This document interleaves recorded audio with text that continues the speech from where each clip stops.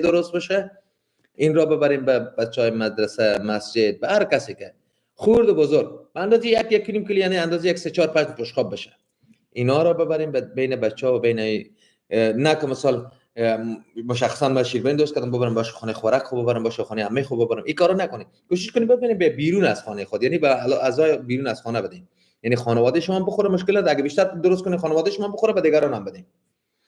این کار را بکنید. بعد از انجام این کار شب شد و شب شروع میکنیم با نیت کامل و عقیده کامل، با نیت کامل که ما به این چله میشینم میخوایم که زکات سوره کوثر و بسم الله الرحمن الرحیم را انجام بدم.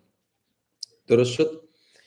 شب فرا رسید، از ساعت 9 میتونی بشینی، از شب اول، فردا شب هم 9، هر ساعتی که مختص میکنی انمو ساعت اتاقی را که عمل انجام میدی داخل اتاق کسی مزاحمت به شما نکنه، رفت آمد نکنه زمان عمل شما.